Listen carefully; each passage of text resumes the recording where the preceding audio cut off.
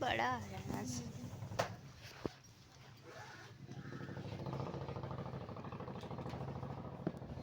हम लोग कल पढ़ रहे थे आंदोलन का प्रभाव, असहयोग आंदोलन का प्रभाव। आंदोलन का मतलब असहयोग आंदोलन का प्रभाव, ठीक है ना? आंदोलन का अर्थ क्या होता है? आंदोलन का अर्थ क्या होता है? आंदोलन का मतलब होता है कि किसी गलत काम का विरोध करना, ठीक है ना? मतलब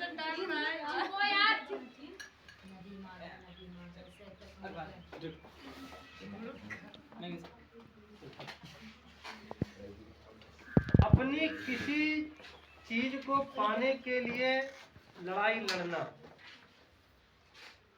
दूसरे की चीज पाने के लिए नहीं कि आप दूसरे का छीनने के लिए, तब तो युद्ध हो जाएगा। आंदोलन का मतलब कि हमारी जो चीज है, हमारी जो वस्तु है, उसे प्राप्त करना, दूसरे के लिए नहीं। दूसरे की चीज अगर आप प्राप्त करना चाहेंगे तब तो युद्ध हो जाएगा। तो युद्ध करना नहीं है, हमें अपने अधिकारों को प्राप्त करने का, हम अपने अधिकारों को प्राप्त करने के लिए जो लड़ाई लड़ते हैं वो आंदोलन होता है। अब तो उसका सीधा स्वरूप हो गया धरना प्रदर्शन, ठीक है ना? अब कहते हैं धरना प्रदर्शन चल रहा है, अब आंदोलन नाम ही उसका नहीं रखते हैं, धरना प्रदर्शन हो गया। अपने अधिकारों की मांग के लिए, जो हमारा अधिकार है, जो हमें चाहिए, हम जिसके लायक हैं, जो हमारी है, वो हमको दे दीजिए, उसके लिए लोग लड़ते हैं, वही आंदोलन है। और जो दूसरे की हड़पने के लिए लड़ते हैं, कल मैंने बताया था कि पहले राजा महाराजा होते थे, सब लड़ते थे। आज भी बहुत सारे लोग हैं। अभी इस समय देखिए रसिया यूक्रेन का वार चल रहा है, युद्ध 3 साल से ऊपर हो गया। तो ये युद्ध है, क्योंकि अब ठीक है, जैसे भारत के ही भाग थे, पाकिस्तान था, बांग्लादेश था, सब भारत में ही थे। लेकिन अब भारत मजबूत है तो क्या करेगा? पाकिस्तान को हड़पेगा, लड़ेगा उससे, या बांग्लादेश को लड़ेगा? नहीं। सबकी अपनी अपनी सोच है, लेकिन अब उसकी सोच है कि नहीं, यूक्रेन हमारा था, हमको चाहिए। फिलीपींस का चल रहा है, इजराइल का चल रहा है, सब ये एक दूसरे के जमीन को हड़पने के लिए, दूसरे के अधिकार को हड़पने के लिए लड़ रहे हैं। तो ये युद्ध की संज्ञा में आ गया।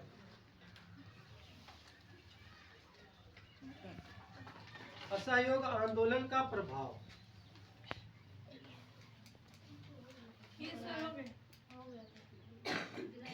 असहयोग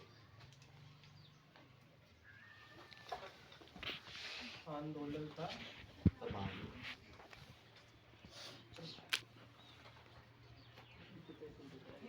शहरी क्षेत्रों में कल हो ही गया था कि नगरों में इसका क्या प्रभाव रहा। आज इसको लिखना है कि ग्रामीण क्षेत्रों में इसका क्या प्रभाव पड़ा, ठीक है ना? और 60 में लिख रहा हूँ कि ग्रामीण इलाकों में इस आंदोलन का क्या प्रभाव पड़ा। ऐसे लिख लीजिए, ग्रामीण इलाकों में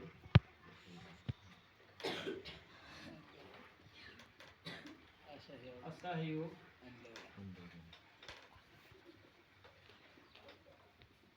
आंदोलन का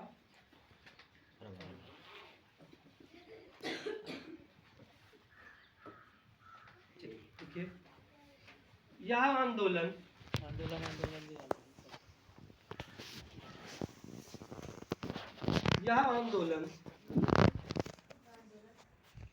धीरे धीरे नगरों के साथ साथ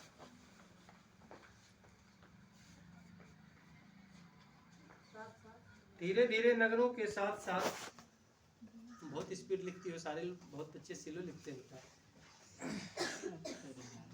नगरों के साथ साथ ग्रामीण क्षेत्रों में भी फैलने लगा।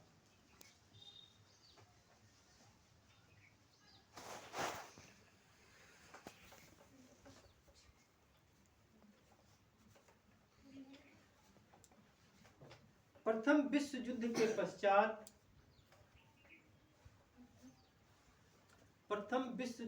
पश्चात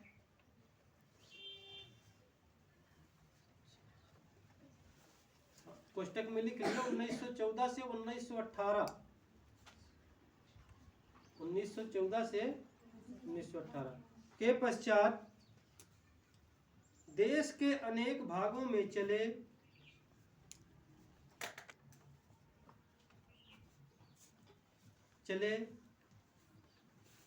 किसान आंदोलन,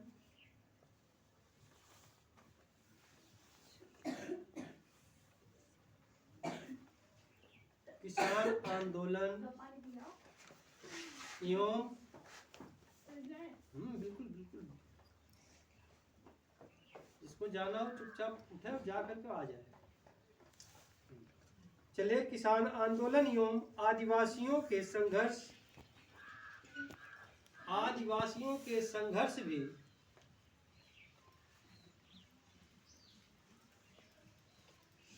इस आंदोलन में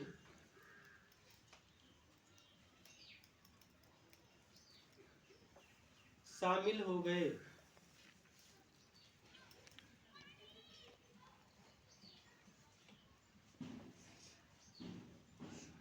जिसमें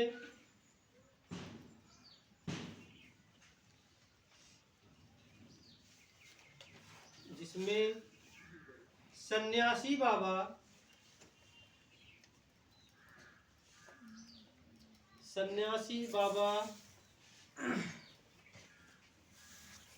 रामचंद्र ने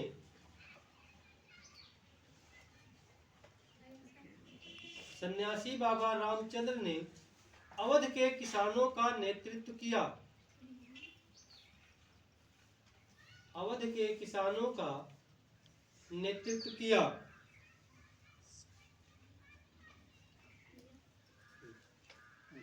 जून 1920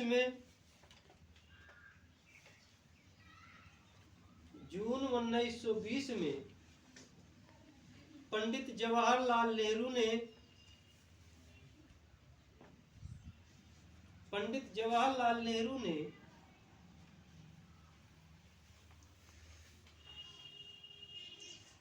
अवध के गांवों का दौरा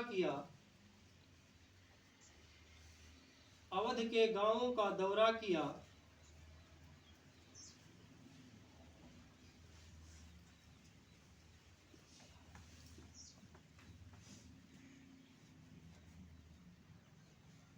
काफी प्रयास करने के पश्चात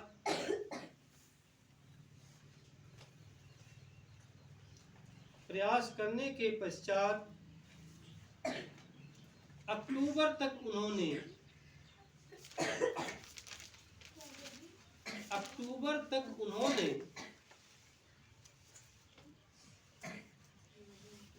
बाबा रामचंद्र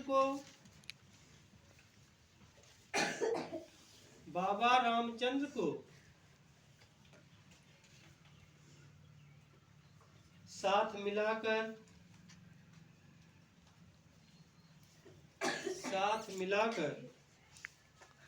अवध किसान सभा, इन्वर्टेड कामा में लिखिएगा इसको, अवध किसान सभा का गठन कर लिया।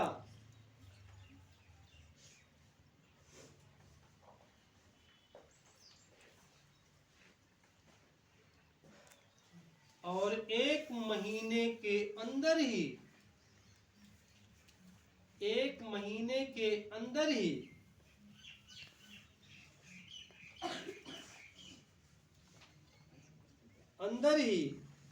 पूरे इलाके में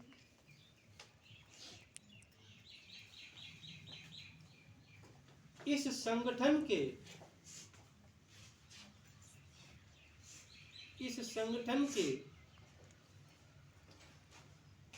300 से ज्यादा शाखाएं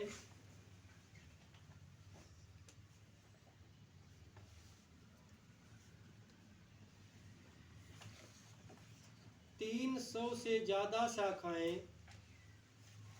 बन चुकी थी।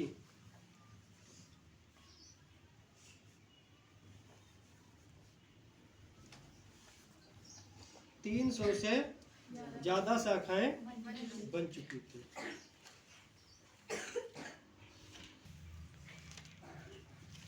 बागानों में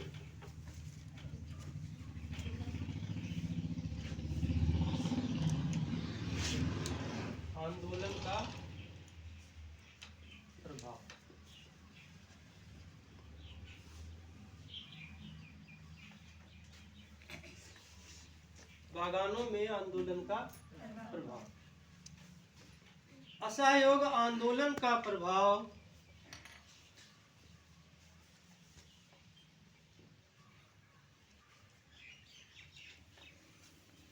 नगरों तथा गांवों से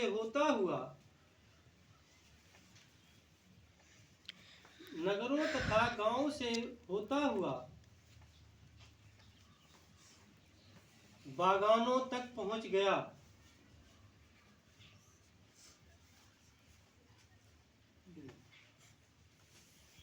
खासकर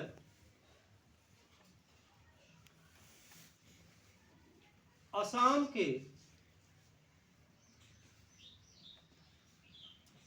के चाय बागानों में कार्य करने वाले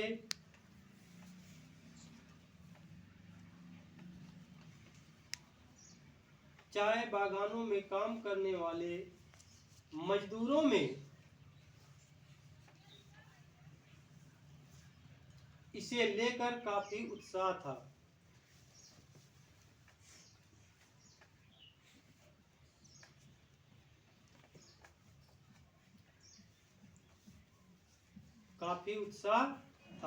उन्हें गांधी जी के नेतृत्व पर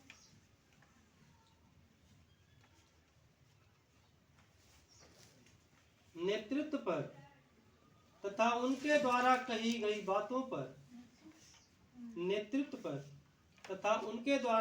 गई बातों पर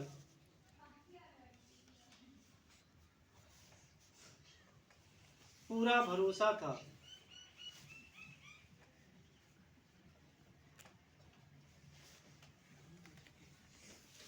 जिसको लेकर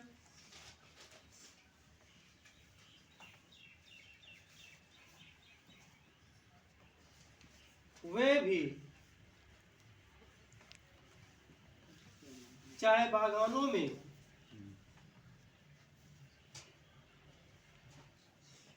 काम करना बंद कर दिए।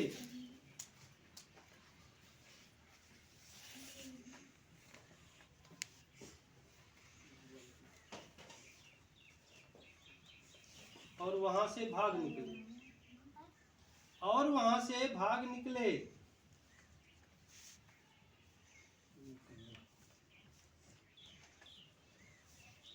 परंतु दुर्भाग्यवश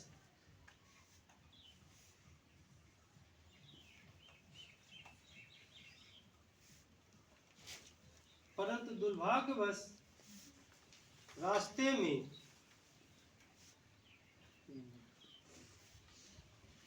पुलिस द्वारा पकड़े जाने पर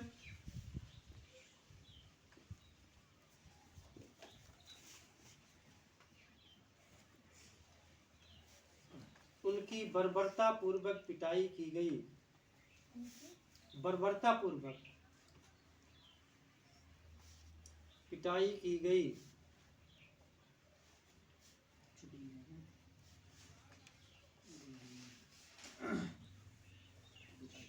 और वापस उन्हें बागानों में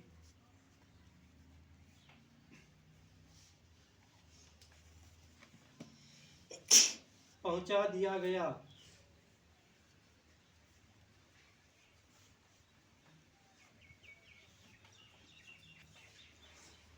अगला लिखिए इसमें।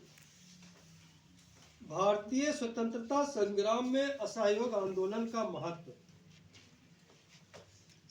भारतीय स्वतंत्रता संग्राम में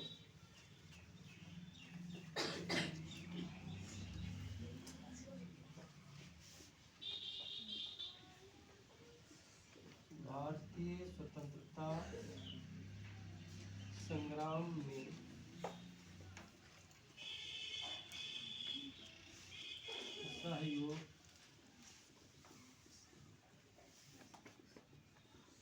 आंदोलन का महत्व।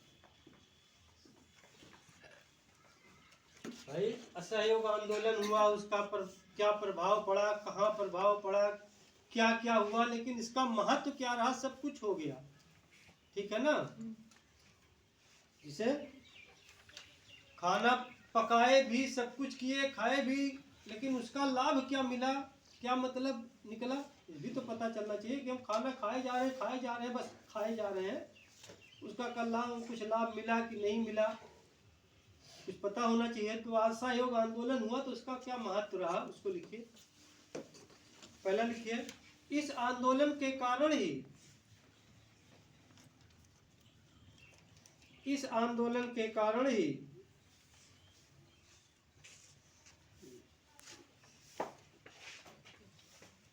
राष्ट्रीय आंदोलन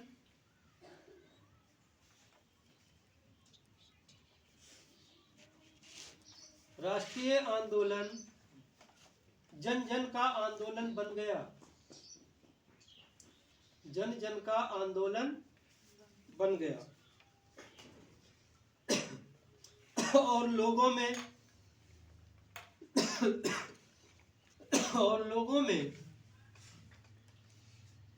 में त्याग, साहस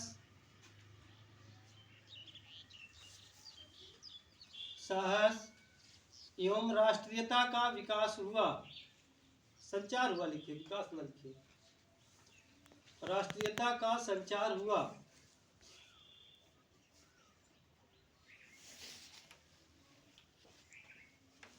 हो गया?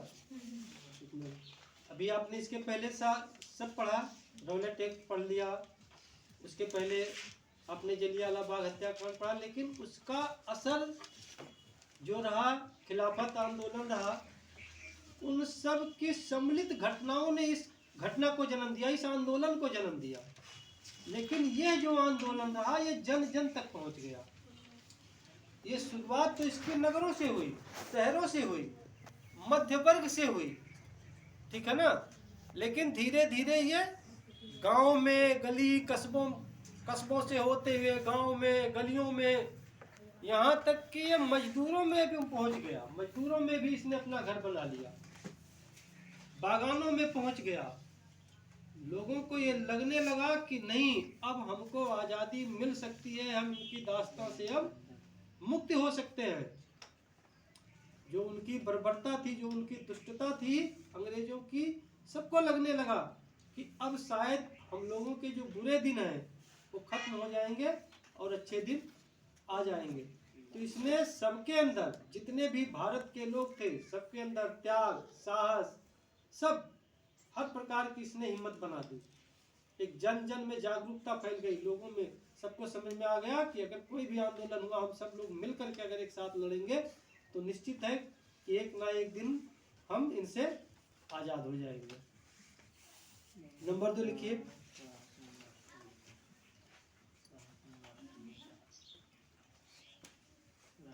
हालांकि यह एक आंदोलन था, हालांकि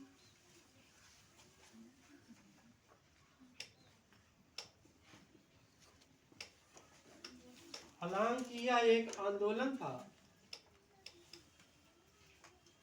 यह एक आंदोलन था जिसमें लाखों लोगों ने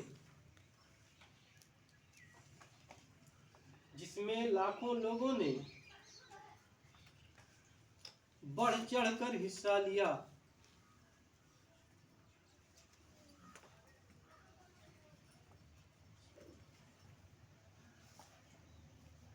परंतु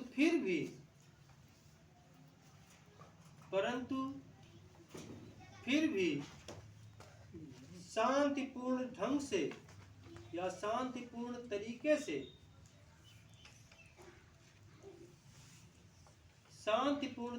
से सरकार के खिलाफ प्रदर्शन किया,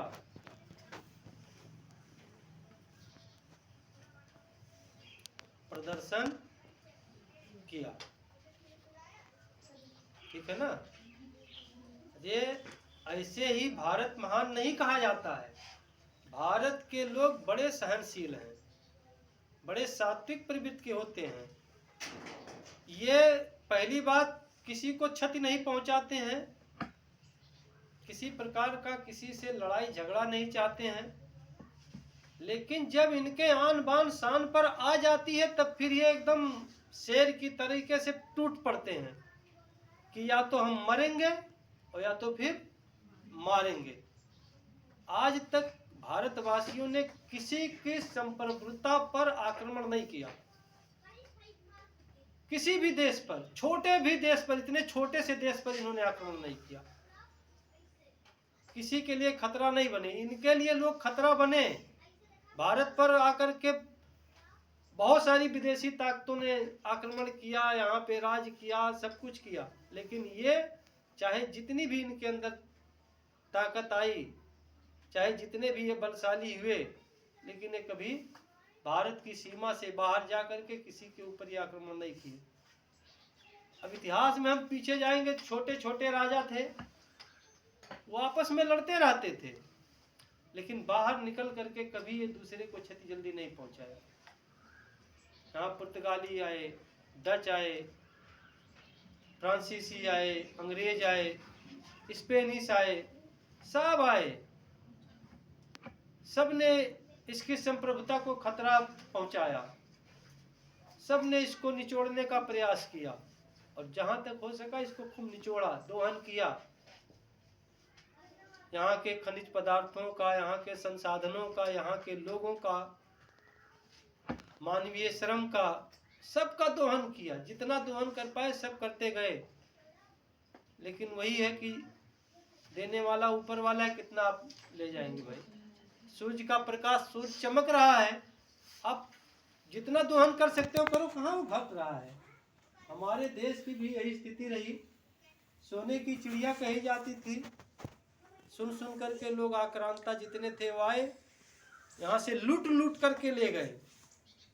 इतना लूटने के बाद भी, और भारत के लोग इतना लूट गए उसके बाद भी, आज भी हम जैसे थे वैसे बने हैं, आज भी हम मजबूत हैं। कोरोना जैसी विश्व की महामारी आई, पूरे विश्व के लोग उससे प्रभावित हुए, पूरे विश्व में तबाही मच गई, लेकिन हमारे देश के प्रधानमंत्री ने बताइए एकदम थाली बजवा करके भगा दिया। सबको कहा दिया भैया अपने अपने घर पे थाली बजाओ और सब लोग घर में कैद हो जाओ, कोरोना भाग जाएगा। भाग गया कोरोना। विश्व में जितना मौतें हुई, जहां से चला वहां तो लाशें बिछ गई, एकदम जनसंख्या घट गई वहां। और यहाँ के सरकार की हिम्मत देखिए, इतनी बड़ी महामारी में भी इन्होंने जितने भी विश्व के किसी भी देश में जहाँ भी भारतवासी थे, जहाँ भी पढ़ने वाले छात्र थे, सबको अपनी जहाज भेज भेज करके सबको मंगवा लिया कि भैया आओ, हमारे पास व्यवस्था है, अपने घर आ जाओ। और आने के बाद देखिए, सबसे पहले विश्व में सबसे पहले वैक्सीन तैयार कर लिया, और वैक्सीन तैयार करने के बाद सैकड़ों देशों से ज्यादा देश में इसने अपनी वैक्सीन दे दी, सबको दे दिया, फ्री में दे दिया, ले जाओ। अरबों रुपया खर्च कर दिया। ये मानवता है। चाहता तो कहता अरे तो हमारे शत्रु हैं, मर जाने तो सबको। लेकिन हमारे देश में, हमारे देश के लोगों की यही मानता है कि हम अपना शत्रु नहीं मानते किसी को। तुर्की जैसा देश जो हमको अपना हमेशा शत्रु समझता रहा, लेकिन जब भूकंप आया, वहां पे तबाही मची, सबसे पहले भारत सरकार ने हर प्रकार से सैनिक सहायता, अनाज भेजा, दवाइयां भेजी, यहाँ के लोग जा करके लग करके वहां पे मदद करके तब आए। श्रीलंका में जब खाने का संकट आया, खाद्यान्न की कमी हुई, भारत सरकार ने भेजा। मिस्र में खाने का संकट आया, भारत सरकार ने दिया। और भारत के लोगों को सबको फ्री में अनाज मिल रहा है कि नहीं मिल रहा है। मतलब ग्रामीण क्षेत्रों में हमको लगता है कि करीब करीब 100% लोग अनाज ले रहे हैं फ्री में। हमसे, आपसे, किसानों से अनाज पैसे से खरीदती है सरकार, और हमें आपको फ्री में दे रही कि हमारे देश का कोई व्यक्ति भूखा ना मरने पाए। सुबह भूखा उठ जाए लेकिन शाम को भूखा सोने ना पाए, तो ऐसा देश कहाँ मिलेगा। हर प्रकार से ये महानता का परिचायक है। हर देश में, छोटे छोटे देश हैं, एक ही जाति के लोग, एक ही संप्रदाय के, एक ही धर्म के लोग हैं, आपस में लड़ रहे हैं। भारत में बताइए हजारों जातियां हैं, सैकड़ों धर्मों के मानने वाले लोग हैं, लेकिन सब भी यहाँ पे मिल करके इसे रह लेते हैं, पता नहीं चलता। एक के गांव में मुसलमान भी है, हिंदू भी, ईसाई भी है, सब उनके घर जा रहे हैं, उनके घर जा रहे हैं, उनके शादी विवाह में सब ऐसे सब काका काकी चाचा चाची बन करके सब अपना काम सब निपटा लेते हैं। तो ये मानता नहीं है। इतने बड़े भूभाग पर इतनी विषमताओं से भरा हुआ, हजारों भाषाओं के बोलने वाले लोग, हजारों जातियों उपजातियों में बटे हुए लोग, भौगोलिक परिवर्तनों के बावजूद कोई पहाड़ों पे रह रहा है तो कोई पठारों पे रह रहा है तो कोई मरुस्थल में रह रहा है, कोई तलहटी में रह रहा है समुद्र के, उसके बाद भी कोई दिक्कत नहीं है। सब मिलजुल करके सब रह रहे हैं। पूरे देश में आप कहीं है बेटा, पूरे देश में आप कहीं भी जाओ, कहीं भी आओ, कोई रोक टोक नहीं है। हम इस टाइम यहाँ बैठे, हमारी इच्छा है कि हम सुबह मुंबई घूमने जाएंगे, पैसा है तो प्लेन से, नहीं तो ट्रेन से टिकट कटाए चल दिए, 2 दिन 4 दिन 10 दिन घूम करके चले आए। कोई पूछने वाला नहीं है कि भैया क्यों जा रहे हो आप। तो ये देश की हमारी महानता है, हमारे देश की कानून व्यवस्था की व्यवस्था है, हमारे देश की संवैधानिक व्यवस्था है। कश्मीर ही अलग था थोड़ा सा, उसको भी एक कर दिया गया कि आप जाओ आराम से, वहाँ भी आप जमीन लो, रहो, बसो। तो ये सारी चीजें विश्व में और कहीं शायद मिले, लेकिन अपने यहाँ मिलती है। चलिए फिर हम अपने उस पर टॉपिक पे आते हैं। तीसरा लिखिए, यह आंदोलन जाति एवं धर्म के ऊपर उठकर था।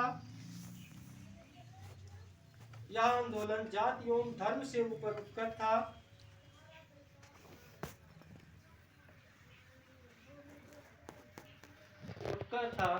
इसमें हर वर्ग की हिस्सेदारी थी। जाति लिखिए नहीं लिखा है इसमें, धर्म नहीं लिखा है, लेकिन वर्ग लिखा है, ठीक है ना।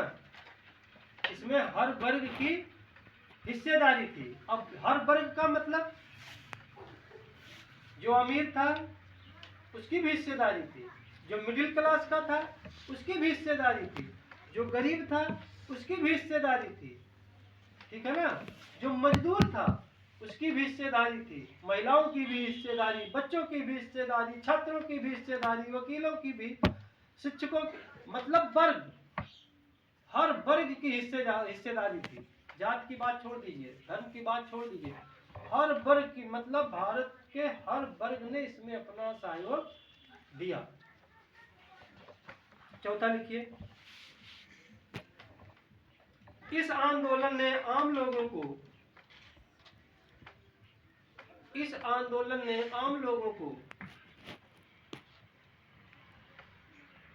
अपने अधिकारों के प्रति सचेत किया, जगा दिया, सजग कर दिया।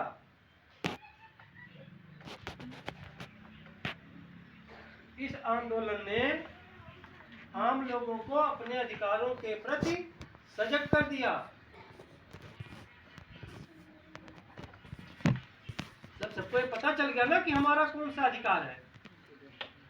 अभी आगे हम लोग पढ़ेंगे, जब अभी फिर जो हमको आज़ादी के बाद जो अधिकार मिले हैं, जो मौलिक अधिकार मिले हैं, अभी उसको पढ़ाएंगे तब आपको समझ में आएगा। उसके पहले लोगों को समझ गया कि हमारा क्या है, हमको क्या मिलना चाहिए, वो सब सजग हो गए। लोगों में सरकार के लिए जो डर था,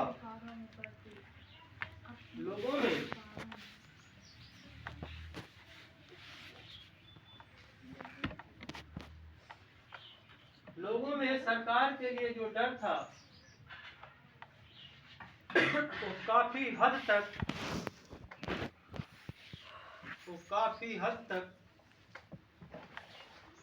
खत्म हो गया। काफी हद तक खत्म हो गया। अरे देश की आज़ादी में काफी सहयोग अगर हम देखें, बड़ी गहराई से सोचें, तो अंग्रेजों ने अपने लाभ के लिए, अपने फायदे के लिए भेजा था लॉर्ड मैकाले को, लेकिन उसने ऐसा बीजारोपण कर दिया कि लोगों में जागरूकता आई। वो अंग्रेजी पढ़े, विज्ञान पढ़ना शुरू कर दिए, गणित पढ़ना शुरू कर दिए, मतलब वो आधुनिकता में आ गए। विदेशों में जाकर के अध्ययन करना शुरू कर दिए तो उनको ज्ञान हुआ, और उस ज्ञान का परिणाम रहा अंग्रेज आए गाली दे करके चले गए, हम समझ ही नहीं पाए। लेकिन जब लोगों ने अंग्रेजी पढ़ लिया, उनके अंदर ज्ञान हुआ, तो आप क्या बोल रहे हो, हम समझ रहे हैं ना, आप सही बोल रहे हो कि गलत बोल रहे हो। धीरे धीरे लोगों को ज्ञान होता गया, सब अपने अधिकारों के प्रति सचेत होते गए, लड़ गए। और जब तक ज्ञान नहीं था तब तक आप चाहे जैसे कर लो। वहीं का एक अंग्रेज अधिकारी था, प्रिंसेप, उसने कहा कि हमें प्राच्य शिक्षा पे पैसा खर्च करना चाहिए, पाश्चात्य शिक्षा पे भी आप खर्च करिए, लेकिन प्राच्य शिक्षा पे सबसे ज्यादा। वो दूरदर्शी दिमाग रखता था, उसको ये था कि इनको यहीं उर्दू फारसी संस्कृत में फंसा के रखे रहो, ये यहीं पड़े रहेंगे और हम इनके ऊपर शासन करते रहेंगे। और वो सोच रहा था कि हम ब्रिटेन से कितने लोगों को आयात करके यहाँ लेकर के आएंगे, तो हम यहीं के लोगों को बना लें, हमारे काम आएंगे। उसकी चाल उधर फेल, इसकी चाल इधर फेल, समय का चक्र बदल गया और धीरे धीरे हम आजाद हुए। बहुत आसानी से तो नहीं आजाद हुए, लेकिन कहीं ना कहीं से सारी कड़ियां एक दूसरे से जुड़ती हुई चली आई। तब अगला लिखिए, नंबर 5, भारतीयों ने ब्रिटिश वस्तुओं का बहिष्कार किया।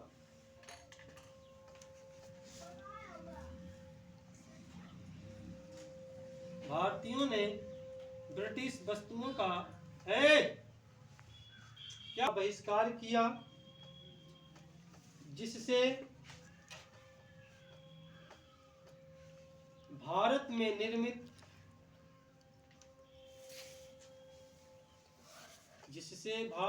निर्मित वस्तुओं की खपत बढ़ गई। भारत में निर्मित वस्तुओं की खपत बढ़ गई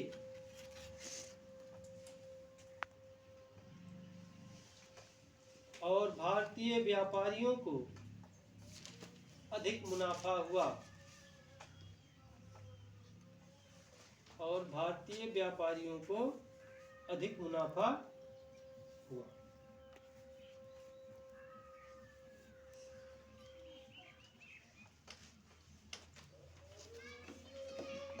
अब ये प्रश्न आप लोगों का समाप्त हुआ। दूसरा प्रश्न अब जो है कि गांधी जी ने असहयोग आंदोलन को वापस लेने का फैसला क्यों किया। दो चीजें आप इस प्रश्न का जब आंसर लिखेंगे तो दो चीजें आपको इसमें मिलेंगी।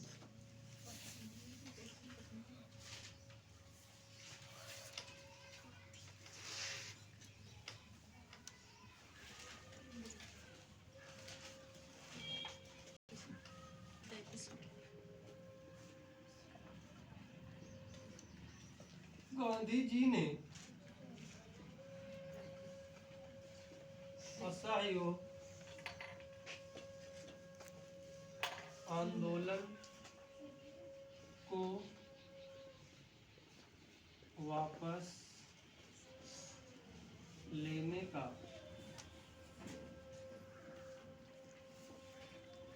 फैसला क्यों किया। ये तो प्रश्न हो गया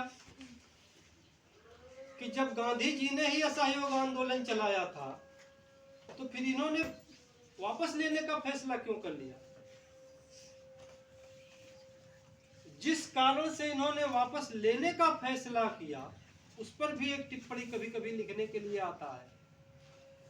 जिस कारण से इन्होंने इस आंदोलन को वापस लेने का फैसला किया था वही उसी कारण पर एक कभी कभी टिप्पणी लिखने के लिए आता है।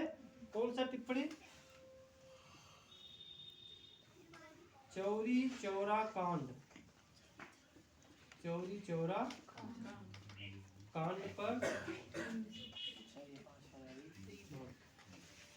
टिप्पणी लिखिए। और इसमें दोनों चीजें आएंगी। इस प्रश्न का जवाब आंसर यदि पूछा जाता है गांधी जी ने असहयोग आंदोलन को वापस लेने का फैसला क्यों किया, तब भी आप उसका आंसर वही लिखेंगे। और यदि कहता है चौरी चौरा कांड पर टिप्पणी लिखिए, तब भी। ठीक है ना। असहयोग आंदोलन के दौरान ही 5 फरवरी 1922 को, अभी लिखना नहीं बेटा, पहले समझ लो, 5 फरवरी 1922 को गोरखपुर में एक स्थान है। गोरखपुर से जब हम पूरब जाएंगे 20-22 किलोमीटर करीब दूर आगे जब जाएंगे देवरिया रोड पे, वहां पर एक चौरी चौरा नामक स्थान है, कस्बा है। वहां पर अपनी मांगों को लेकर के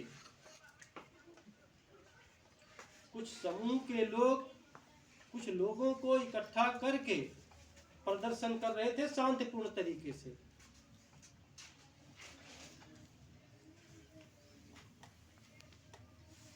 जब वह जुलूस थाने से आगे निकला, थाने के सामने से जब आगे निकला, तो पुलिस वालों ने उनको क्या किया, रोक लिया। उन पर लाठियां बरसानी शुरू हो गई। जब उन लोगों ने लाठियां बरसाना शुरू किया तो धीरे धीरे ये भीड़ जो है उग्र हो गई। और जब उग्र हो गई भीड़ को गुस्सा आ गया। जब गुस्से में हो गए सब लोग, तो उन लोगों ने क्या किया कि भीड़ को ही दौड़ाना शुरू कर दिया, मारना पीटना शुरू कर दिया। इधर देखो, मारना पीटना जब शुरू किया, भाई मरता क्या ना करता, आप लाठियों से मारेंगे तो हमारे पास जैसी व्यवस्था, जब भीड़ ज्यादा थी, उन लोगों ने जब उल्टा मारना पीटना शुरू किया तो ये लोग भाग के थाने में घुस गए। और जब थाने में घुस गए, गुस्से में इन लोगों ने क्या किया कि थाने को घेर करके बस थाने को आग के हवाले कर दिया। अब आग जब लगी तो वहां से जब पुलिस वाले भाग के बाहर निकले अपना जान बचाने के लिए, आग में कौन रुकेगा। अब जब बाहर निकले तो उन लोगों ने उनको पकड़ करके पीटना शुरू किया और पीट करके उन लोगों को फिर आग के हवाले करना शुरू कर दिया, फेंक दिया उसी आग में। उसमें तकरीबन 22 पुलिस वाले मारे गए। अब जब 22 पुलिस वाले मारे गए तो जब गांधी जी को ये घटना के बारे में पता चला तो उन्होंने असहयोग आंदोलन को वापस करने का फैसला कर लिया। भारत के लोग मारे जाए कोई बात नहीं है, हम उनका कहना था कि हम अहिंसात्मक रूप से काम करेंगे, ठीक है ना। लेकिन ठीक भाई, अहिंसात्मक रूप से काम करेंगे, अच्छी बात है, लेकिन क्या हम अपने प्राणों की रक्षा भी नहीं कर सकते हैं। मैंने बताया ना कि अभी कोई आपको दौड़ाना शुरू कर ले तो आप कब तक भागेंगे। जब तक आप सोचे भाग रहे दौड़ाएगा, लेकिन जिस दिन आप घूम करके पीछे खड़े हुए गए ना एक बार कि मरना वैसे है तो आओ लड़के मर लें, तब वो क्या करेगा। वही स्थिति वहां हुई। वो लोग शांतिपूर्ण प्रदर्शन कर रहे थे शांतिपूर्ण तरीके से। पुलिस वालों के दिमाग में खुराफात सूझी अपना कि लाओ इनको पीट देते हैं। अरे भाई पीट देते अच्छी बात है, लेकिन तुम्हारी संख्या भी तो उतनी होनी चाहिए थी। 30-40 लोग मिल करके 10,000 लोगों को अगर आप मारने दौड़ पड़ोगे तो शांतिपूर्ण तरीके से अगर वो एक मुक्का मार देंगे तब भी सब धराशायी हो जाएंगे। केवल पकड़ के पैरवा के निचवा दबा देते तब भी मर गए होते सब। इतने लोग थे कि चल जाते केवल ऊपर से तब भी मर जाते। तो है संस्कृत में ना, अतिशय भला न बोलना और अतिशय भली न चुप। मतलब बहुत ज्यादा बोलना भी नहीं चाहिए, बहुत ज्यादा चुप भी नहीं रहना चाहिए। तो वहां वही स्थिति आ गई। जब मार रहे हो तो ठीक है, हम भी तुमको कुछ दे दे।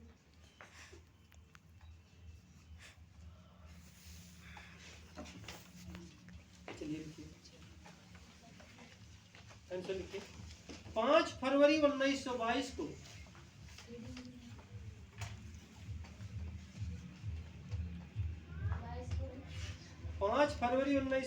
को गोरखपुर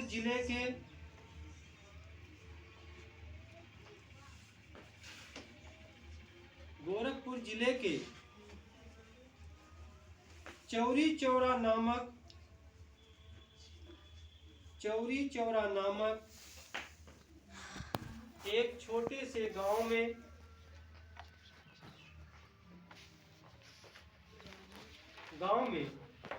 हुई एक घटना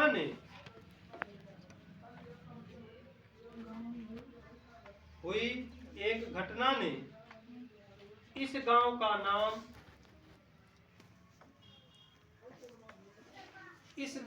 नाम भारतीय इतिहास के पन्नों में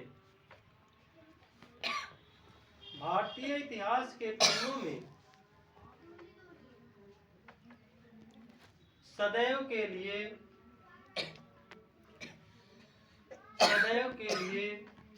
दर्ज करा दिया।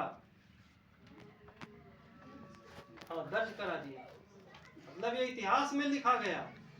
छोटी सी ही घटना थी, लेकिन इतनी महत्वपूर्ण घटना ये हो गई कि इस घटना के परिणाम स्वरूप गांधी जी ने पूरा आंदोलन ही वापस ले लिया। ठीक है ना। और उसी के बाद वो जेल भी चले गए, वापस भी ले लिया और जेल भी गए। और 1-2 दिन के लिए नहीं गए थे, पूरे 6 साल के लिए अंग्रेजों ने उनको जेल में ठूस दिया कि आओ बड़े अंग्रेजों के हितैषी बने हो, आ जाओ, तुमको हम अंदर कर दे रहे, ठीक रहोगे वहीं। इसी घटना के पश्चात ही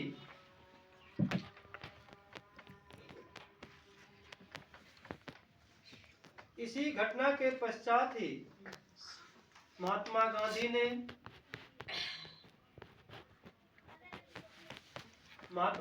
ने 12 फरवरी 1922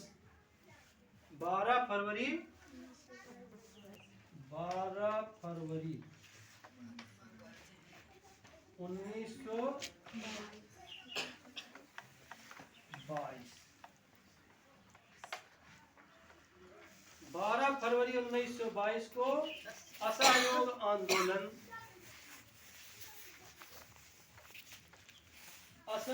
आंदोलन वापस लेने की घोषणा कर दी।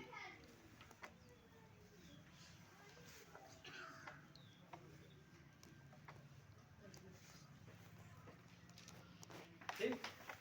अब सोचिए, 1 अगस्त 1920 को शुरू हुआ और 12 फरवरी 1922 को इन्होंने उसको वापस ले लिया। 1.5 वर्ष के आसपास, मतलब 18-19 महीने तक यह आंदोलन चला। अब घटना का कारण लिखिए।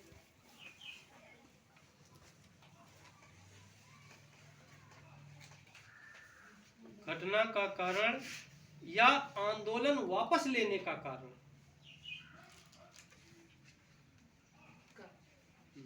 दोनों चीजें आप लिख में कर लीजिए। इसीलिए वापस लिया गया था, क्यों लिया गया था, कारण क्या था, चलिए लिखिए।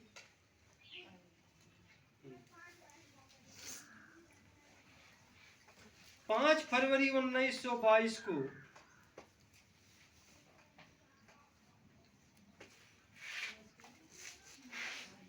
जब कुछ स्वयंसेवक दलों के लोग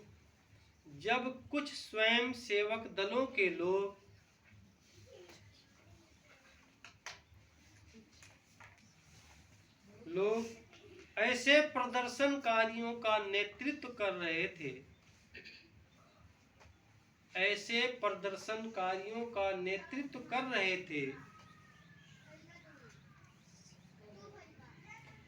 थे, जो लोग शराब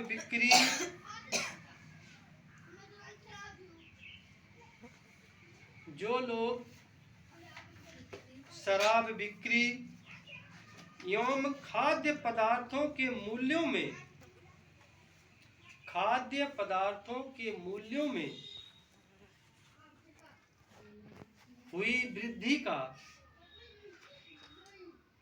वृद्धि का विरोध कर रहे थे।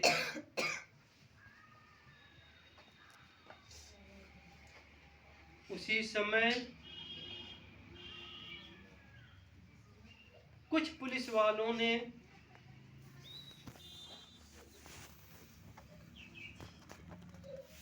इन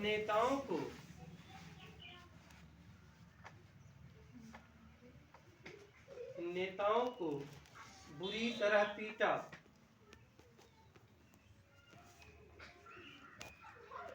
जिसके परिणाम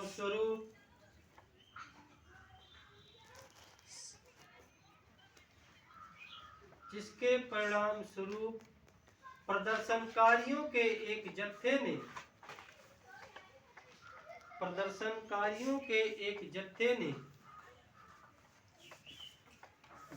ने पुलिस पर हमला बोल दिया। हाँ, जत्थे ने पुलिस पर हमला बोल दिया। बदले में पुलिस वालों ने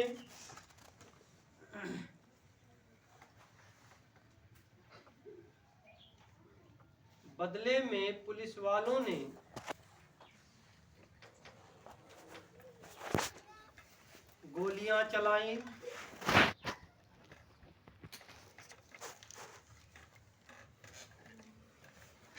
जिससे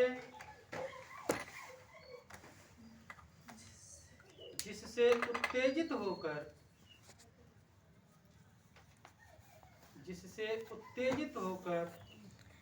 लोगों ने पुलिस पर आक्रमण कर दिया।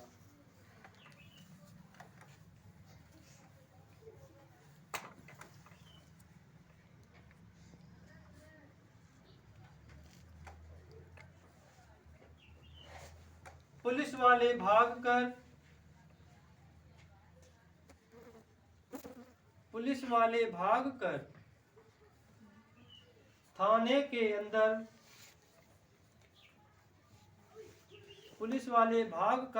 के अंदर घुस गए।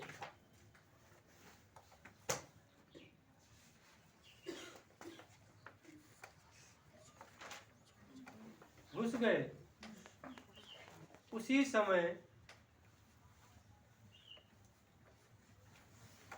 समय प्रदर्शनकारियों ने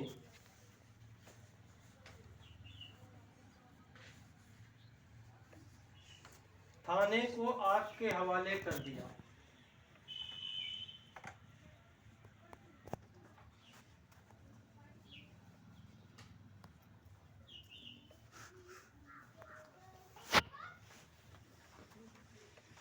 जो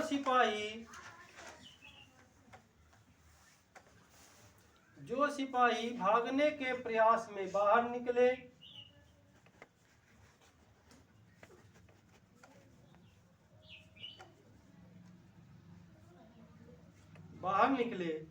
भीड़ ने उन्हें पीट कर मार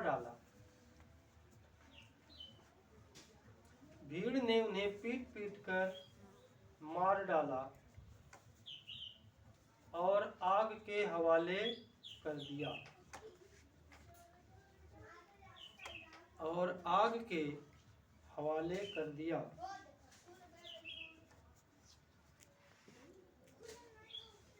जिसमें 22 पुलिसकर्मियों की मृत्यु हो गई।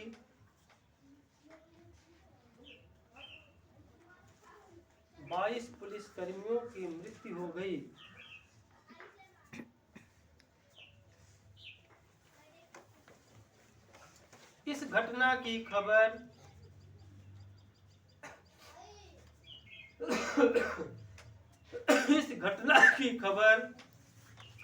जब महात्मा गांधी को हुई,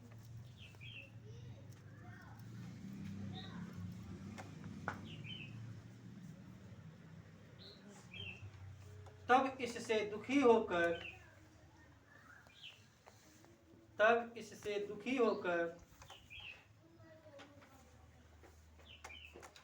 जब इस घटना की जानकारी महात्मा गांधी को हुई, तब उससे दुखी होकर महात्मा गांधी ने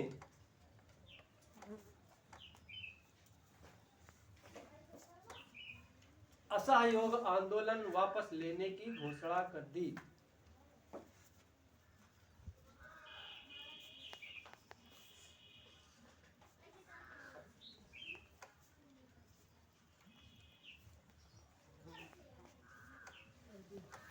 लाइन को छोड़कर।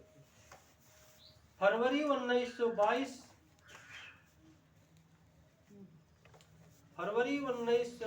में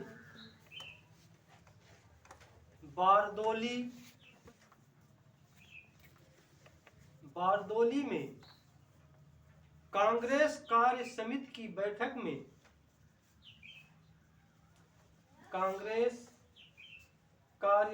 की बैठक में एक प्रस्ताव पारित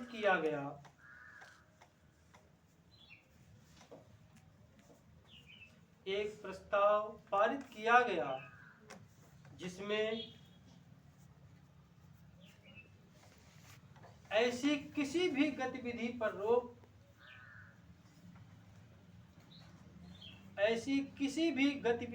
रोक लगाई गई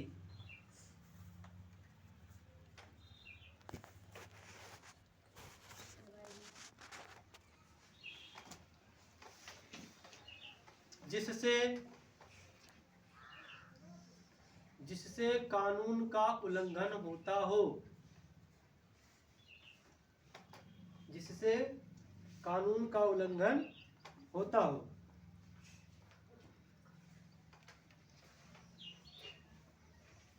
हिंसा का प्रायश्चित करने के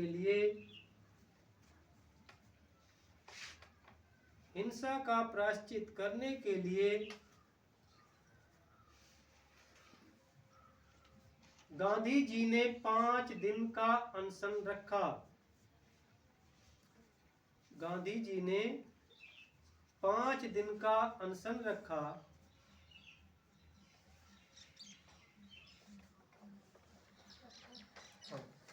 10 मार्च 1922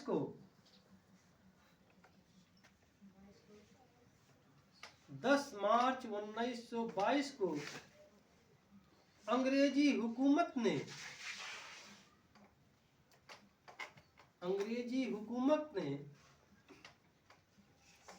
गांधी जी को गिरफ्तार कर लिया।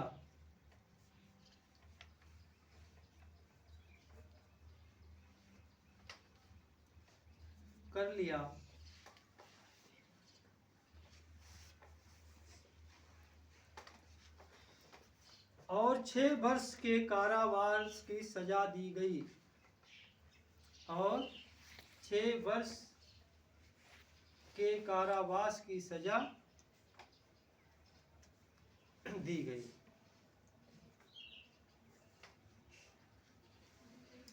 अब ये प्रश्न आपका खत्म हुआ। कल भारत छोड़ो आंदोलन प्रयास करूंगा कि कल हो जाए वो। कल सैटरडे है, लेकिन